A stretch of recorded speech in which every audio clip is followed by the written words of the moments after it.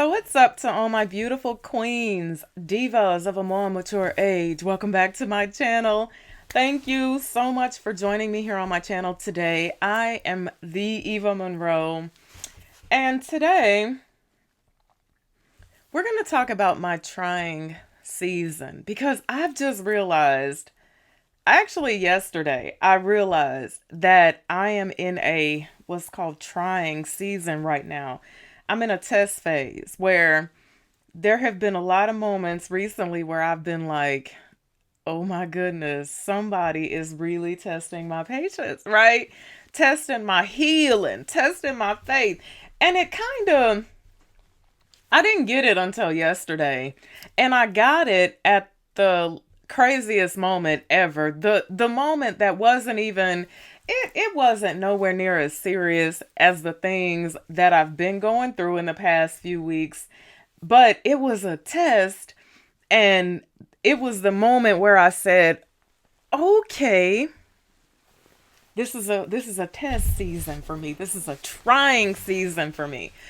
Um Yesterday I was in the Home Depot and I was helping a customer. Now, please keep in mind, I don't work at the Home Depot.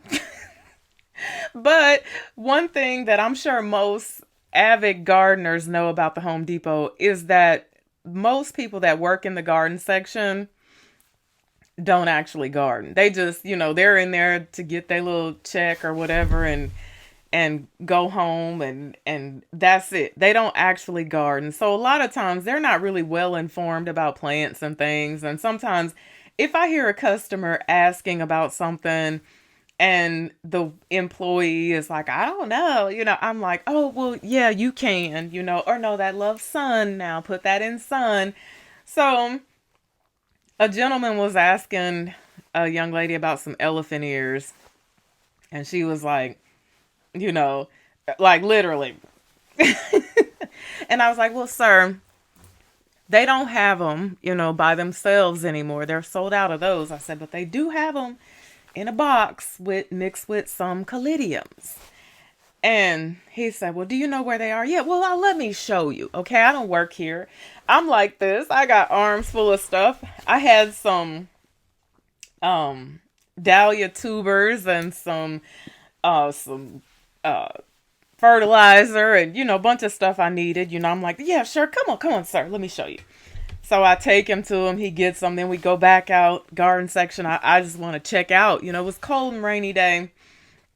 And he's like, well, how big of a pot do I need? And I said, well, this, that, and the other. He's like, well, how do I make them huge? And I said, you put Epsom salt in them. Now, don't buy the Epsom salt from in here. You go to the dollar store and get that Epsom salt because it's the same thing, right? But they want $10 for it at the Home Depot. Don't buy that. So I'm talking to this gentleman, and all of a sudden, the young lady that was working the cash register out there walks past me, and I'm like, hey, come back here. I need to check out. She's like, you're gonna have to go up front.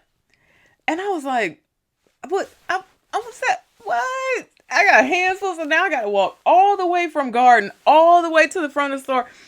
And I was irritated, and I said, are you serious? She's like, it's time for me to get out of here. And I said, do you work in the morning? She said, yeah. I said, well, I tell you what you do. When you come in first thing in the morning, you put all this stuff away. And I just set everything I had down. I said, this is a test of the emergency broadcast system. Like, how dare you? I'm helping you. Like, the least you could have done was check me and the gentleman out and then got off work. Like, that's OT, ain't it? Right? That's overtime. It's garden season. I think that typically there are three places that I like to go to where people are just extremely friendly and extremely nice, typically, and that's the garden center, the sewing store, like the fabric store. I love going in there, chopping it up with the little ladies and stuff in there, and the antique mall. I love to go in there, and people are always friendly, and everybody's looking for the next greatest thing. But yeah, so I realized that was a test of my patience yesterday. And then I thought about the fact that everything that has been going on around me has been a test of my patience and a test of my healing, right? Let me tell you what I've learned recently that is big for me. And if you don't know this, it'll be big for you too. We all have a story, right? And I've been very open and honest and very transparent about mine, right? And sometimes there are people that we have to chop off at the knees, right? We got to get those people out of your life, out of your face, out of your way in order for you to properly heal, right? And sometimes there are people that you can't cut off for one reason or another, right? You just can't. You can't 100% cut them off. You're going to be forced to deal with them in some form or fashion, right? I never thought about the fact that just because I have healed from situations that happened over 25 years ago, and I have moved past those situations and I'm on to bigger and better things, I'm doing new things with my life. I never thought about the fact that a lot of characters in my movie, a lot of stars in my show may not have done the same thing, right? I never really thought about the fact that a lot of those people would still be living in that exact moment in which we were in. They would still be the same person. They would still assume me to be the same person that they were dealing with all those umpteen years ago. And they wouldn't be able to handle my glow up, right? A lot of times people say when you have children with someone, you're going to be dealing with that person for the next 18 years. Yeah, no. It's not true. That's life with no chance of parole. Okay? Literally. That's life with no chance of parole. You will be dealing with said individual until one of y'all leave the face of the earth, until one of y'all is no longer here. Even when the children are grown and maybe the children are senior citizens, you're going to see this individual at somebody's birthday party. You're going to have to you're going to have a conversation with this individual at some point in time, as well as other people in your life who were a part of your story. You may cross paths with these people again, and they're just not going to understand that you ain't on the same thing that you were on umpteen years ago. I think my first small test and the first moment that really made me think about this thing was, I hate social media. Okay, I hate to say it because I'm on social media, but I don't like social media, right? People are like, "Oh, you gotta do better with Instagram. You gotta be better on TikTok. You have to. You can make a lot of money on TikTok, and you can like." And at first, I was like stressing myself out, like, "Oh my God, I gotta do a TikTok. I don't have to do that. Like, I'm getting ready to be 45 years old. I don't have to do anything I don't want to do, right?" So I'm like, yeah, no, I don't like social media. But one thing that social media allows people to do is reach out to you for no damn reason at all. After umpteen years have passed, right? Sometimes I think that guys sit there and they think about women that they used to have some type of dealings with in the past, and they just start running this list, and they like, I'm gonna look for Eva. Here she go right here, right? So a gentleman that I had, I wouldn't even say, it wasn't a relationship. It was dealings, talkings. We didn't even have a physical relationship. We were just talking. And when we were having these dealings, well, I was in a situationship with someone else, okay? And this was well over 20 years ago, okay? And actually, let's say about maybe 19 years ago, right?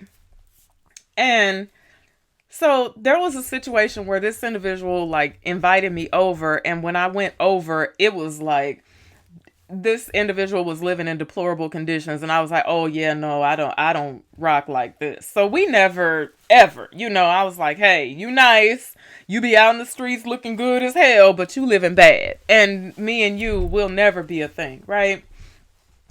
So every now and again, I had honestly, when I moved to St. Louis, I had been living in St. Louis for 7 years before I ever even ran into this gentleman. And he was from St. Louis, right? I met him when I was visiting St. Louis umpteen years ago. I never even ran into him or anything. I ran into him one night in the club. I was out with my friends and, hey, Eva, hey, how you doing? Yeah, you was cool, all right? So a couple weeks ago, this individual reaches out to me on Facebook and is like, good morning.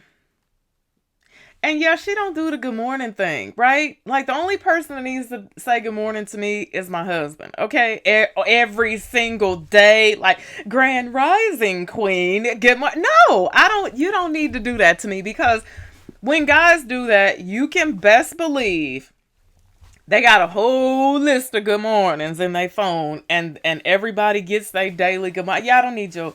So I didn't say anything, right? Day number 2. Good morning, Eva.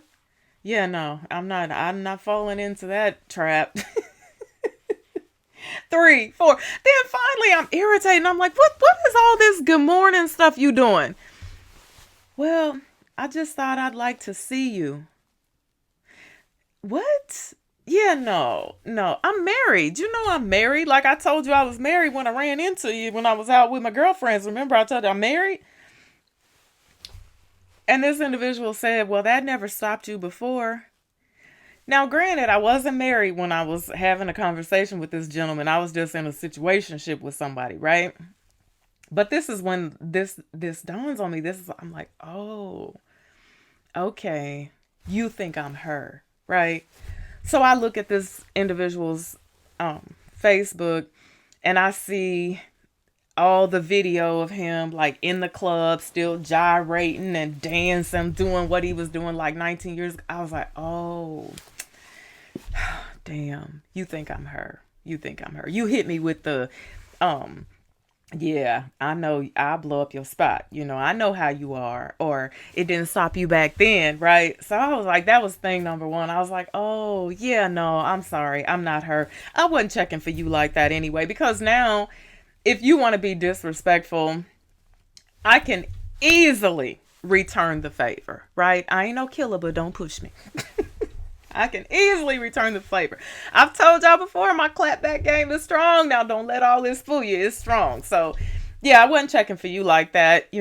Kick rocks, beat feet, eat dust, whatever, whichever one will make you go away, right? So I go on about my life. And then it wasn't even like 5 days later, I get hit with this situation where I find out that someone did something 4 years ago that changed my life. And I didn't even know it. And I'm like, and I know y'all like, well, how can somebody change your life and you didn't know they changed your life? Man, somebody did something 4 years ago and they just told me about it 2 weeks ago in conversation. And when I tell y'all, this thing took me down, okay? I was down for 5 days. Anybody who knows me that's watching this video is so happy to see me sitting here talking about this, smiling and not crying and mad today. And probably very happy about that. Because 5 days ago, or not 5 days ago, but when this happened, I was a damn mess. I was a mess. But let me tell you, I had to think about some things, right? Because again, here we go. Just because I have done the work and I've healed and I moved on from said situation or certain situations, I put people out of my life, I became a better person, it doesn't mean that the other characters in my story have done the same thing, right?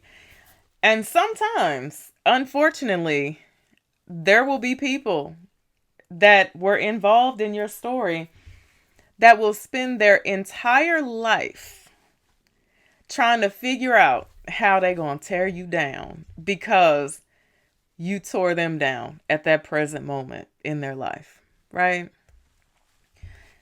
24 years ago, 24 years ago, I had a baby with somebody else's boo thing, okay? 27 years ago, I met him. 26 years ago, I met the gentleman, right? And when I met him, I didn't know that he was somebody else's boo thing. And I've actually told this story. I'm not going to tell this story again because I talk about this entire scenario in my Because I Was Broken video. And I talked about how I had to cleanse my soul of this individual because this individual came into my life. He was literally like my knight in shining armor, right? He was the very first man that was nice to me, the very first man that had genuine care and concern for me. He told me, hey, you can live better, you can do better, and everything he told me I could do, I did it, and he helped me put actions behind his words, move me out of a horrible, well, I won't say horrible, but a bad situation into, a plush condo, and did what I needed him to do and help me with my son that I already had. And come to find out, this was somebody else's man, okay?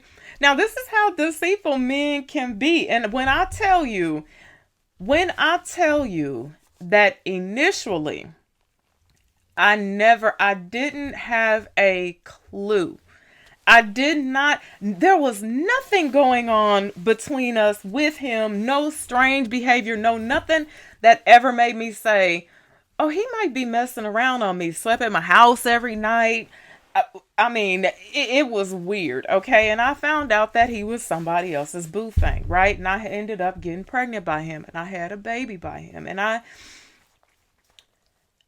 the individual who was connected to him was very accepting of the situation in a weird way, right?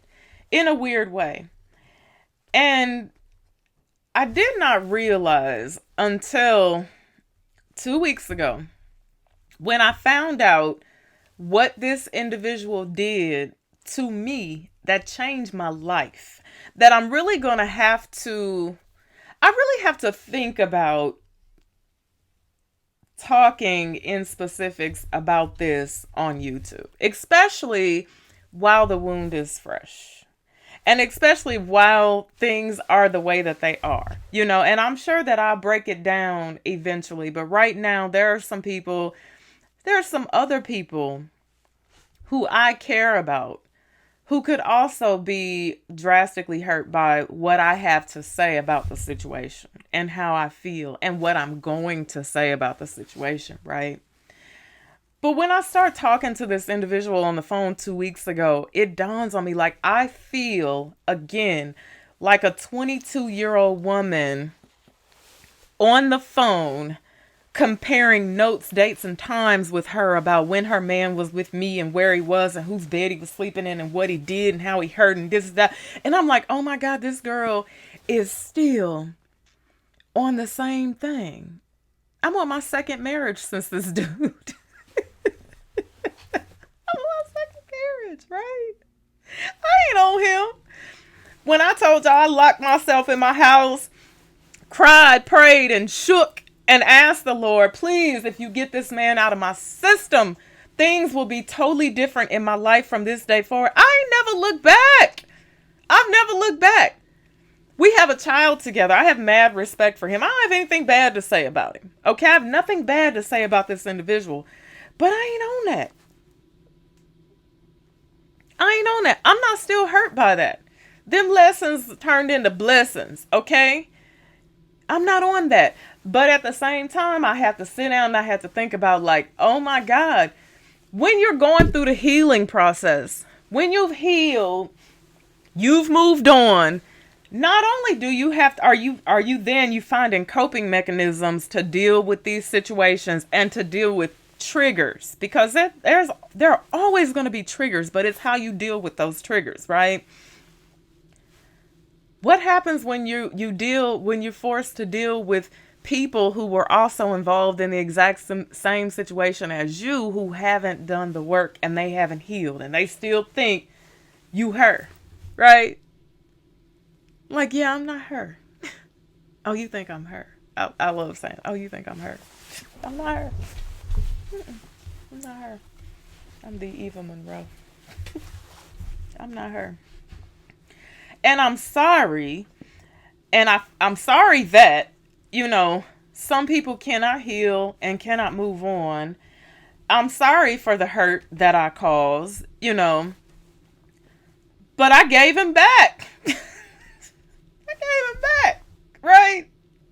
But this is the reason why I tell people, like, I tell women, like, I'm telling you, it's not an 18-year sentence. It's not, it's life. It's life. Don't have children. Don't bring life into this world with people who you're not even sure you can stand to be around for the next 6 minutes, 6 months, or 6 years. Because sometimes as women, we're guilty of thinking that we can turn a hoe into a husband. Just like they say, you can't turn a hoe into a housewife. You can't turn a hoe into a husband, right? I was guilty of that when I was 21, thinking that I loved this man, right? I love this man because he changed my life. And that when I was having this conversation on the phone with this woman 2 weeks ago, and she was like, and you know that he was this way, and you know that he was that. And I was like, yeah, I don't have any recollection of that. I really don't, because honestly, aside from the lying and the deceit, which I came to realize that that's who he is, he helped me through a lot. He helped me. And not only with all of his bullshit, did he help me see a lot of things and help me learn about men and learn how trifling, sneaky, and deceitful they can actually be. But he taught me that I can be a better person and that I can get through things. You can get over any damn body. Those are the things that I learned from him. And those were the things that I held on to. I don't dwell on the fact that he was running back and forth between my bed and your bed. I don't dwell on the fact that the day he married you and he got off the plane from Vegas coming from your wedding, he came and crawled into bed with me. I don't dwell on any of that, And I'm so sorry for the fact that this woman, who's actually 18, 19 years older than me, hasn't been able to move on from this situation. I talk to women every day who are like in their 50s and 60s and they can't heal. And I feel bad for those women because at 45, I feel like we all deserve to be happy and to leave this world whole and not broken. Whole and not broken. So I've talked about, here's another test of the emergency broadcast system. I've spoke about my mother quite a few times on this channel. And I've spoke about the relationship that we had as I was growing up. It was very trying. It was very taxing. It was a lot, it was a lot. My mother she wasn't nice to me. Right. And I'm my mother's only daughter, and she wasn't nice to me. And I never felt like she respected me. And even as a grown woman, when I became a grown woman, doing things, making boss moves, and I spent a lot of time in my life, in my adulthood, wanting to show her and prove to her who I was and what I was capable of. And not only that, but I also spent a lot of time wanting her to change and wanting her to be better and do better, experience different things in life, until one day I woke up and I said, wow, you my mama. I ain't your mama. I ain't your mama. You my mama. I always assume that role. Even with my brothers, I always assume that role. So I'm going to talk about a situation with one of them that was a test of the emergency broadcast system. But you're my mother. If this is what you want for yourself, doesn't matter what I want for you. The day that I learned how to accept who she was, how she was,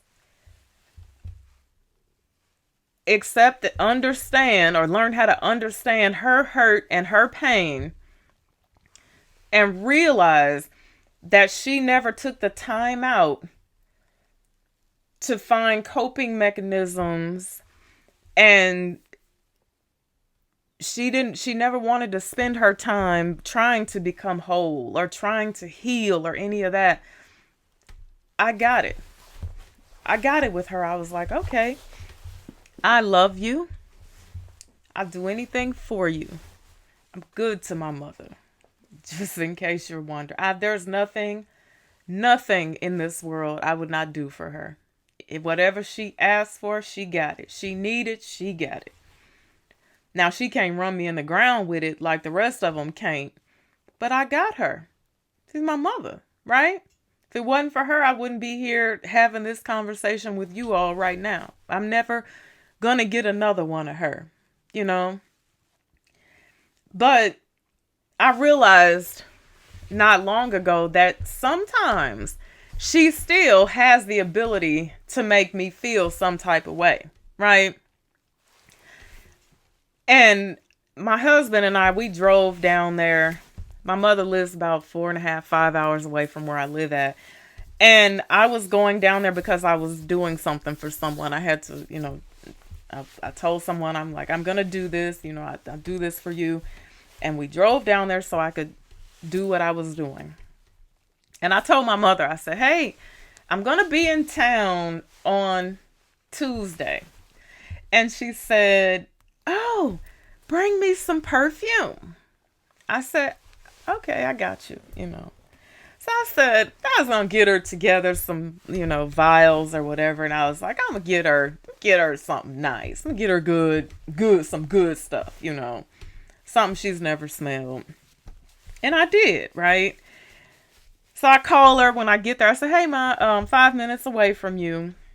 And I'll be there in 5 minutes. And she says, well, okay, I'm gonna come outside and talk to you because I'm sitting here with blase.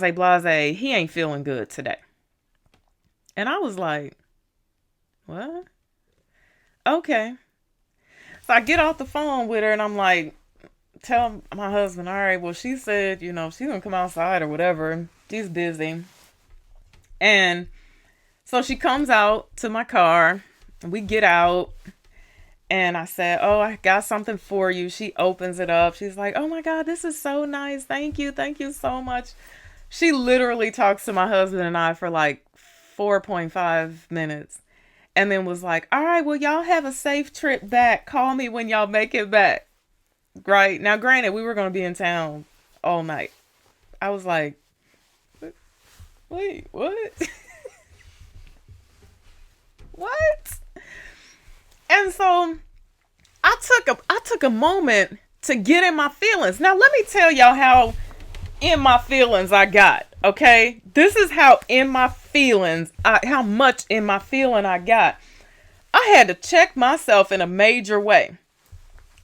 I'm like, I can't believe, like, what is that? Like, you don't invite me in. You act like I live around the corner from you. I haven't seen you in a year, so on and so forth. I'm in my feelings. Like, I feel some type of way.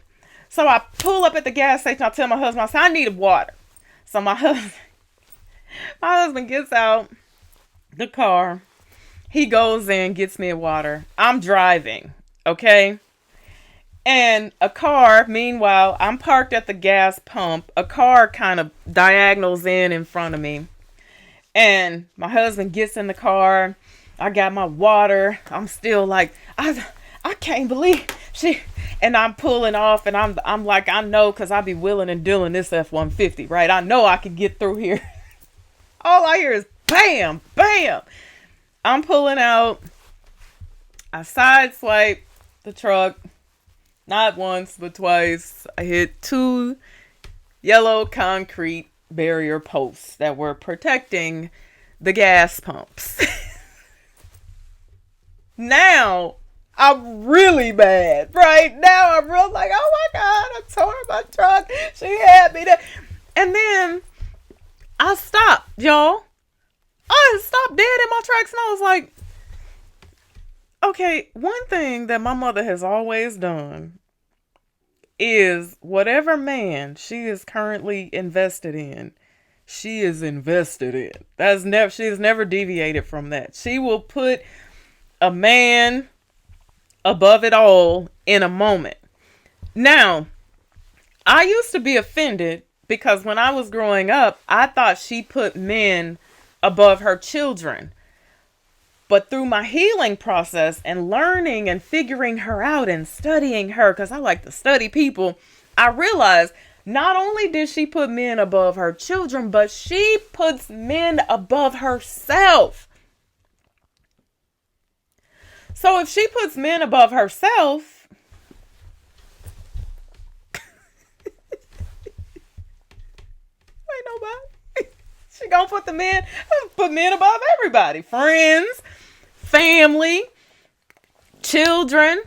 And I had to say to myself, I said, girl, calm your ass down.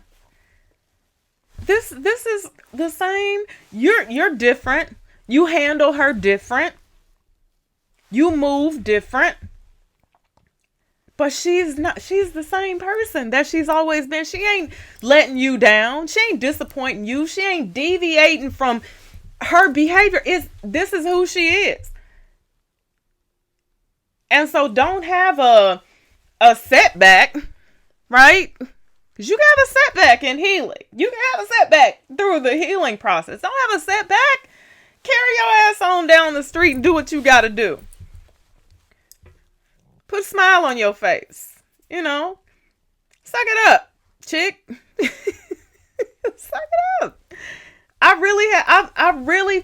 caught myself backsliding in a major way, having a setback, like going back to my childhood almost, where I was like, oh my God, my mother doesn't love me. She don't appreciate me. You know, I did what I came to do. You know, I did what I came to do. The people that I came to do what I was doing for appreciated it. You know, don't get caught up in that. So this has been my test, right? Now, I'm thinking about the day that I found out that the individual did what they did 4 years ago that changed my whole damn life and I didn't even know about it. I'm in my garden, right? Because right now I'm sowing and I'm growing. Because those are the two things that, you know, keep me feeling how I need to feel, right? I'm sowing and I'm growing. You got to have something to, you know, these are the two things that I find my peace and joy in, right? So I'm in my garden, the only place I have wanted to be since November of 2021, when I had to leave it because winter showed up on me. It's the only place I've wanted to be, right? My adrenaline's still pumping. I'm still trying to figure this whole thing out, right? I'm feeling some type of way. I hadn't really been sleeping that good because I was letting this thing eat me up, right? I was letting it consume my mind. And one of my brothers calls me. I'm out in the garden. I got my husband helping me do some stuff, right? I answer the phone. Now, this is my dramatic brother. This is my brother that is, despite the fact that we all pretty much went through the same thing, right? I'd say some of us worse than others. This is my brother that swears up and down he lived the worst life. He got treated different than us all. And I used to do tug of war with him on this. I'm like, boy, do you know what I went through? Do you know? And I'll stop doing that. I say, you know what? Yeah, I'm sorry that you got it worse. I'm sorry. I'm sorry for that. I wasn't the one that, hurt you. I wasn't the one that, but I'm sorry that you had to go through that. But hey, look here, check this out. You grown ass man now, you gonna have to move past that. You gonna have to do whatever it takes to heal. Like it's time to let it go. Okay, let it go. Move on. So I'm in my garden. I answer the phone. Now, not only have I always assumed the motherly role with my mother, but definitely with my brothers, as well as oftentimes they treat me that way, right? But when they get pissed off at me, the first thing they'll tell me is, you ain't my mama. But whenever there's smoke, they don't pick up the phone and call their mother. They pick up the phone and call me. Okay, when it's smoke between them, when it's smoke with the wives, it's smoke with the girlfriend, it's smoke with the money, they gonna call me. So I say, hello? He said, you ain't gonna believe this. I'm like, Lord, come on now. Come on. I'm in my happy place, Lord. Why you ain't gotta run this test right now. Can we do this test later? I said, what's going on? He said, your brother came down here to Atlanta and he didn't even come to my house, and he's just going in and going in. And I'm like, well, shoot, he drove past my house to get to yours or get to Atlanta. He stopped, I'm 5 hours away from his home, but he had to drive through the loop to get to the ATL, right? But I'm like, he didn't stop and see me. I ain't know nothing about it. I'm cool with it. I'm sure there was a great reason for it, but we wasn't in the mood for company anyway.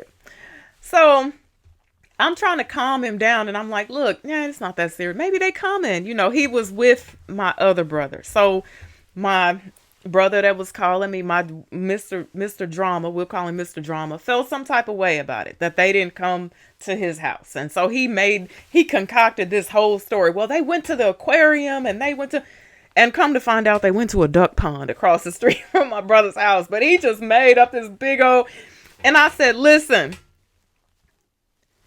because typically, I keep bumping this table. I said, listen, because typically I can roll with this. I'm gonna be like, well, hey, calm down. Well, I'll call them and I'll see what's going on and I'll get to, but not this day because I got a fresh wound and I'm trying to figure out, right now it has a Band-Aid on it. I'm still bleeding all through it and everything. I'm trying to figure out how to cope with my mess. And I said something that I would never, ever in a million years say to any one of my brothers. I wouldn't say it to my mother. If she called me and she needed me, I wouldn't say it to my kids. I wouldn't say it to anybody. I said, listen, I got my own shit right now. You wouldn't believe what I'm dealing with right now. I can't do this with you. And I hung the phone up. And man, when I tell you I felt like a new woman doing that to him, that felt good. I was like, dude, you always got something. Like every time you call, you got something. You got something. I can't do this today. And I hung up the phone, right? And so he goes into this thing. Now listen, hear me out here, because I know some people y'all gonna get judgmental on me, but hear me out here. He does this thing where when he can't seek the attention, the type of attention that he's looking for, he resorts to, I'm seeing dead people. I'm trying to hurt myself. And I don't discredit that type of stuff. I take that stuff very seriously. There have been times when I've gotten in my car and driven to Atlanta. There have been times when I have spent the day on the phone trying no, this is not, you got too much to live for. You got the bad, But there comes a point in time when it's like the boy who cried wolf. It's like, no. He started texting that to his wife on that day. And I had talked to his wife and I told his wife, I said, look, girl, I can't be the pillow today. I can't be the one he dumps on today. He's going to have to dump on you, only to find out that his wife's mother's dying. And he ain't allowing her to be in the moment that she needs to be in right now, because he's so selfish and so busy trying to seek attention that he can't even be there for his wife. Texting her, you don't care. I'm thinking about hurting myself. I said, girl, don't respond. Don't respond. And I'm telling y'all, don't come in my comment section talking about, oh, when people say they're going to hurt themselves, you got to take that serious. Listen, I don't play with that type of stuff. But when you know who you're dealing with, you know who you're dealing with, right? And there comes a point in time where I love my brother dearly and I don't ever want to see anything happen to him. But there comes a point in time where you got to stop people in their BS, okay? And you got to let them know, hey, either you get help and deal with your stuff, or I gotta put you over here in a different category. Like I can't deal with you like that. Cause right now, at that present moment, I wasn't mentally strong enough to be helping him see dead people. I wasn't. I couldn't do that. Not on that particular day. And I tell you, I talked about it in my video where I said COVID finally broke me, where I said, I'm the dumpy. And that day I felt like I stood up for myself. Like, no, you're not doing this to me today. Call your real mama. Call your mama. Because he's one of the main ones that will get mad at me and be like, you ain't my mama. Call your mother. Dump on your mother. Don't dump on me today. And I'm telling you, when I did that